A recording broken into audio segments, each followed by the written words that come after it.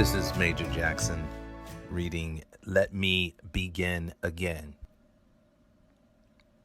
Let me begin again, as a quiet thought in the shape of a shell slowly examined by a brown child on a beach at dawn, straining to see their future. Let me begin this time knowing the drumming in my dreams is me inheriting the earth, is morning lighting up the rivers.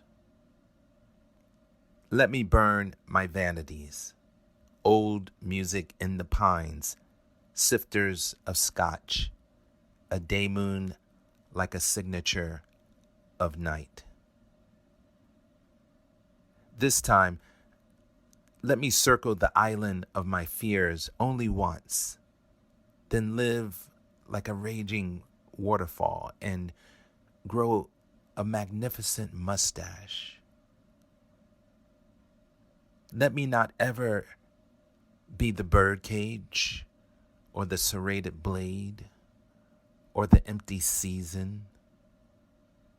Dear glacier, dear sea of stars, dear leopards disintegrating at the outer limits of our greed, soon we will encounter you only in motivational tweets. Reader, I should have married you sooner. This time, let me not sleep like the prophet who believes he's seen infinity. Let me run at breakneck speeds toward sceneries of doubt. I have no more dress rehearsals to attend. Look closer. I am licking my lips. About this poem. Writing is my form of action, one that finds me maybe owed to our global health, political, and climate crises, acclimating to an ever-increasing hunger to connect with a reader. The poem highlights the possibilities and joys of self-renewal and the promises of a new tomorrow. As a parent, my favorite mental pictures are of my children, individually, off alone, looking curiously into an object. The poem, which is inspired by Philip Levine's poem of the same title, quite seriously gives the reader that sustaining image, a black child in wondrous thought.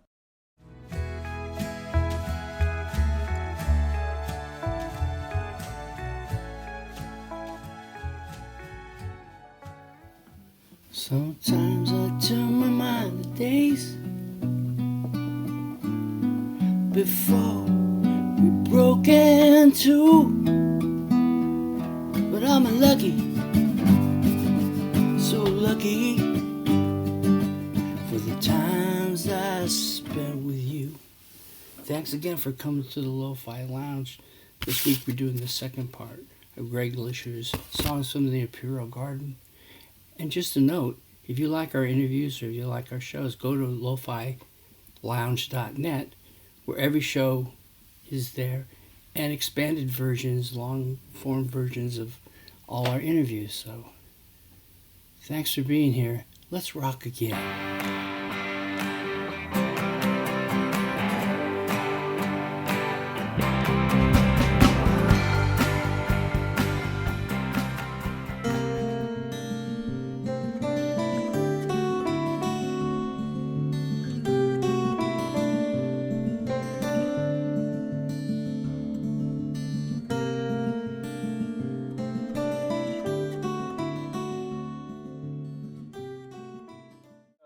A lot of it has to do with how he kind of put it together, how he put together the sequence, how the record kind of starts, it kind of ramps up. Yeah. You know, it's like kind of like what you're talking about. It's kind of got a flow to it in a weird way. And it does, like he said that too. Yeah. He's like, I'm really liking the sequence. Tell me what you think. To me, when I listen to this, it's almost like it takes you, it's like you're being taken on a journey from the beginning, and it's just taking you all these different places.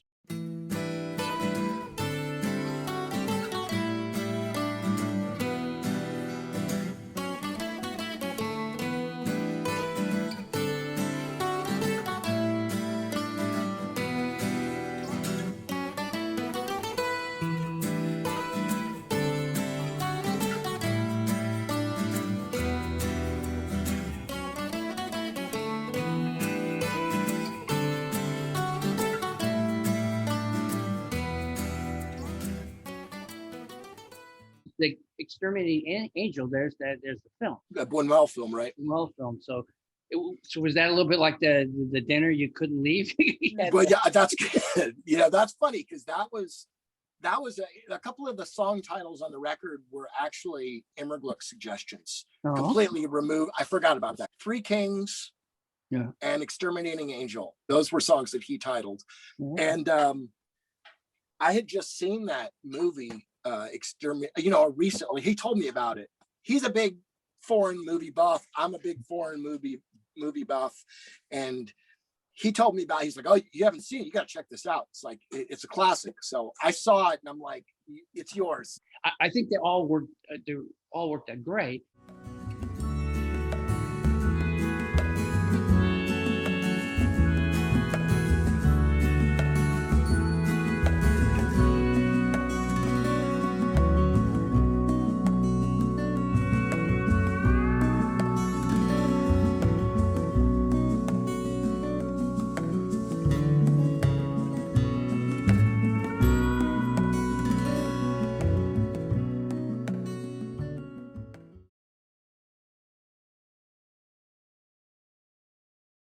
Even the album cover, that's a wonderful cover. Oh, thanks. How did that come together? The guy that, well, all kind of comes from the title of the record. And the title, you know, the guy that plays drums on the record is Michael Jerome. He plays drums for Richard Thompson and Better Than Ezra. He was, like we sent him a copy of I sent him an advanced, burned disc of the mixes, and he was like, I dig this project, and playing with you. It was really fun.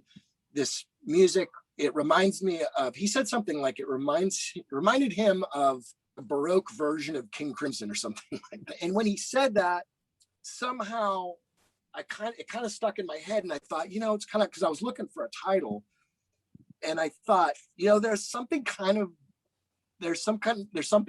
royal, British royal imperial type thing about this.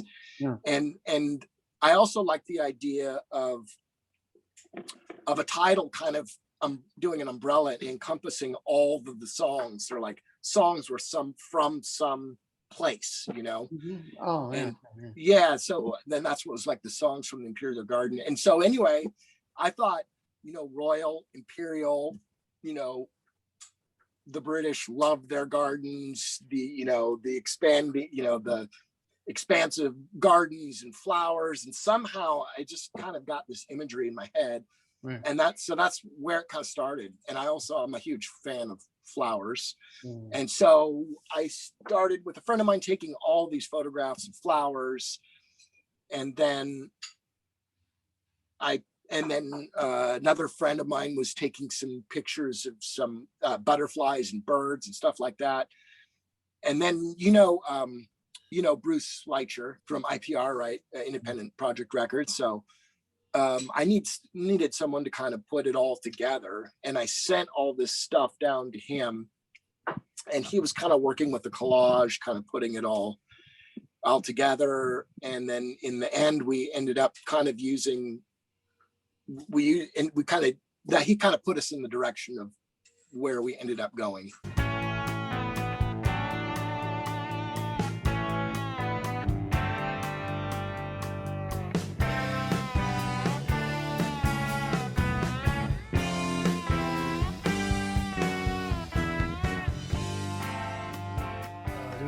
In LA Times, there was someone who wrote about, she wrote about a couple pieces of art that kind of sustained her through the pandemic. Yeah. And she had talked about, there were some paintings that she was enamored of when she was young, but in this era, she kept going back and listened to 50 times, she said, at least, to John Coltrane's Love Supreme. Supreme, yeah. And she just, it is such a great meditation about how important that record was to her personally. And as when I listened to this piece, to the Garden, Imperial Garden, because I think that is one of the most some of the most useful music to me over this year. Oh yeah, that's a huge compliment. Thanks, Chris. Not only calming, but it was musically challenging. Yeah. These different places. In that journey, there's a sense of calm and progress that that colors the album in a very rich way. Because during this year, I think people really did need to glom onto certain kinds of art.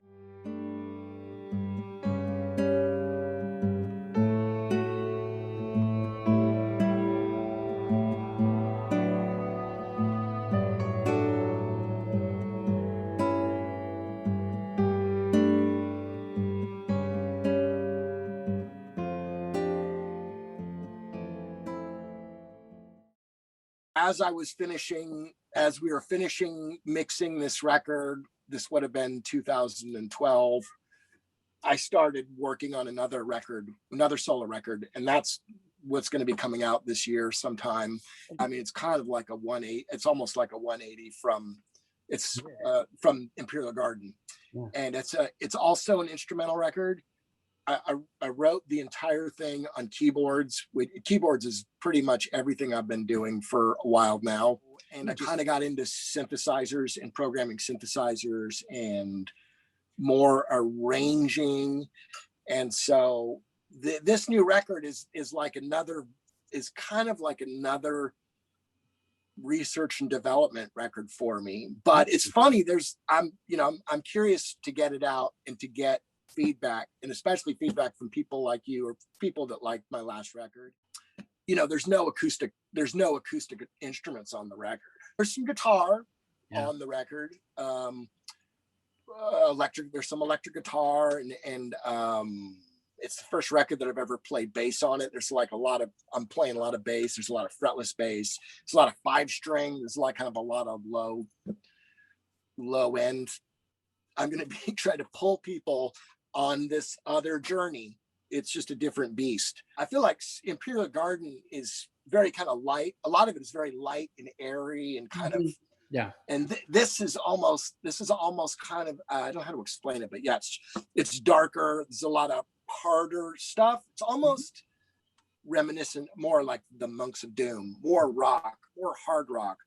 It's got real drums. Same, Michael Jerome's also playing drums on it. In all honesty, I'm really just trying to grow, and I'm trying to learn, and I'm trying to do I'm trying to just expand my horizons and just try as many different things as I can. After not putting anything out in, 13 years and putting it out, and you never know what's going to happen and stuff like that. And I just got so much love from people, and people seem to like it. I'm more determined now to continue with my solo stuff and just work on stuff and see where I can take things and try different things and see how it goes, bringing people along on my journey, Conversation. It'll be kind of a little garden tour itself. That's what. There we go. Right, exactly. The tour through the garden. Yeah, I can't wait to get back out there and do it again when it's possible. Glad to be on your show. It's awesome. Yeah. Well, thank you very much, Greg. Yeah, of course, and I'm sure I'll be seeing you hopefully in the near future in person.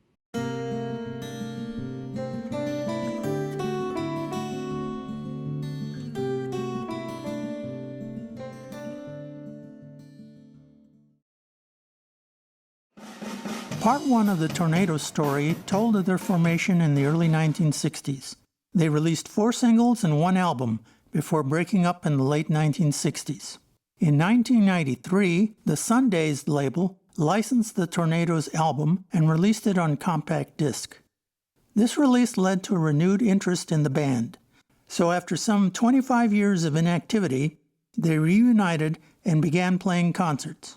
They were invited to play a Battle of the Surf Bands concert held at the Huntington Beach High School football field in June of 1993.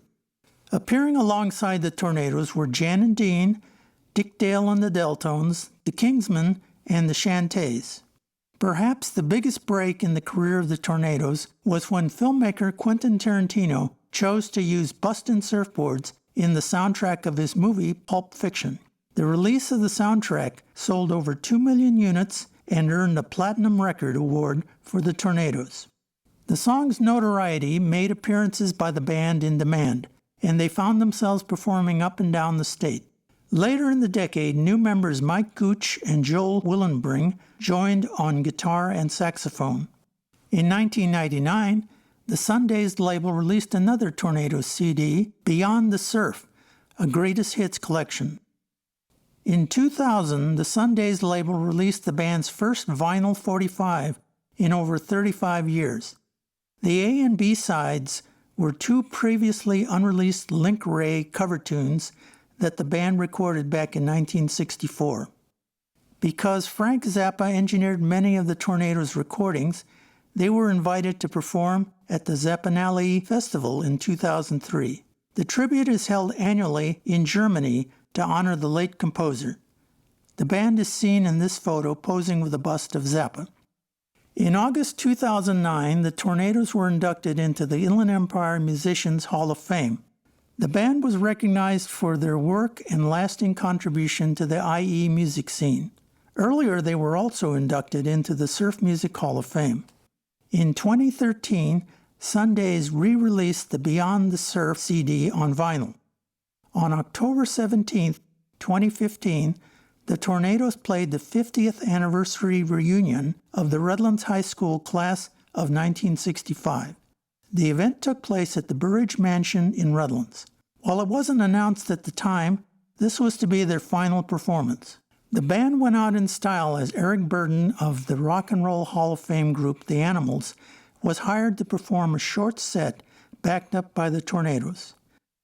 The British singer could somewhat be considered an Inland Empire musician, as he has resided in the communities of Palm Springs, Joshua Tree since the late 1960s. Among the songs that were jointly performed were the John Lee Hooker blues classic Boom Boom. The Animals' hit recordings performed were We Gotta Get Out of This Place and the #1 hit House of the Rising Sun. The performance closed with Mustang Sally. In a September 5, 2018 post on the Tornadoes Facebook page, Gerald Saunders made the following announcement. Hello from the Tornadoes. It has been a while since we posted anything to our fans, and I'll try to remedy that now. The bad news first. We lost our original drummer and dear friend, Leonard Delaney, a few years ago to Alzheimer's disease. We continued to play after that for a while, but our last gig was in October 2015. We have received offers to play, and we all miss it dearly, but we all agree it is time to call it a day. It has been a great run, and we appreciate all our loyal fans from countries all over the world, and of course those here in the U.S., and especially here in California. Jesse, Rolly, and myself, Gerald, are all enjoying our retirement, traveling and being with the family, especially our grandkids. We wish you the best and hope to hear from you in the future. In July 2020, another original member of the Tornadoes, Jesse Saunders, passed away. But the music and memories of the Tornadoes live on. Here is a June 2013 performance recorded in downtown Redlands of their biggest hit, Bustin' Surfboards.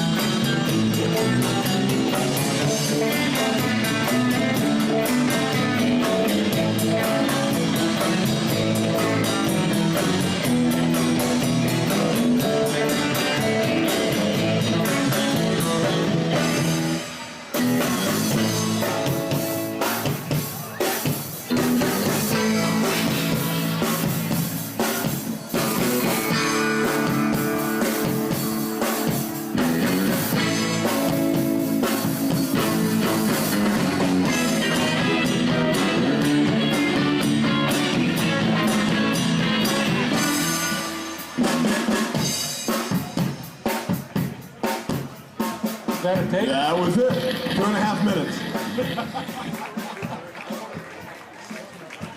Thank you. That's the song that made us famous in our own mind.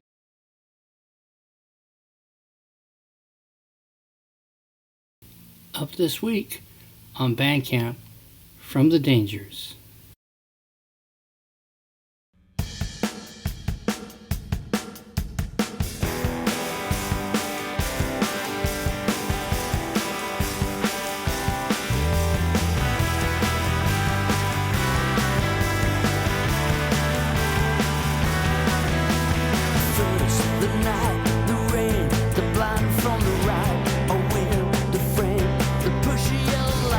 They know our name, they know we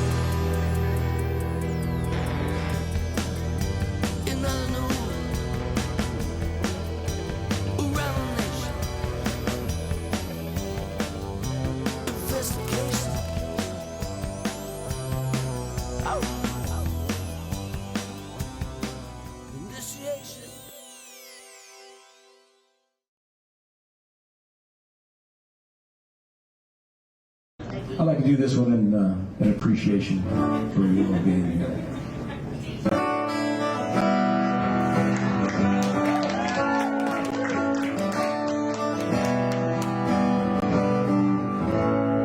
Well, I'm lucky for my fingers, got a lucky bed to sleep, lucky thoughts they linger, lucky as I leave. Sometimes I turn my mind to days before we broke into. Yeah, but I'm lucky, I'm so lucky for the times I spent with you.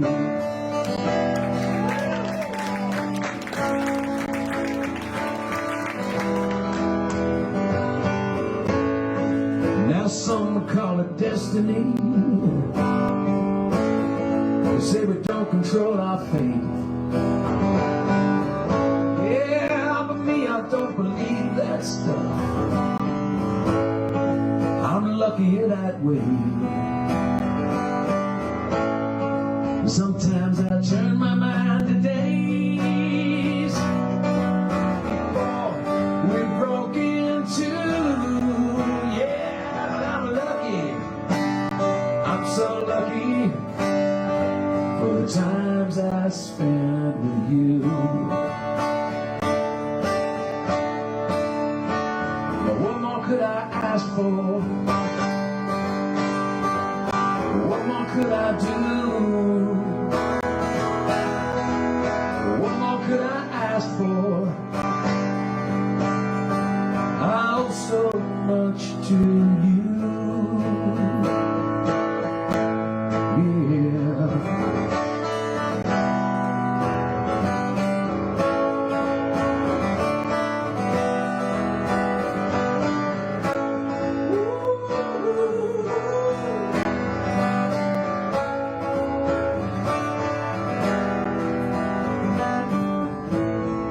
But I'm lucky I'm still dreaming, lucky to have cried, even lucky for the bad luck, just lucky to have tried. Sometimes I turn my mind to days before we broke into. Yeah, but I'm lucky, I'm so lucky for the times I spent with you, for the times I spent with you.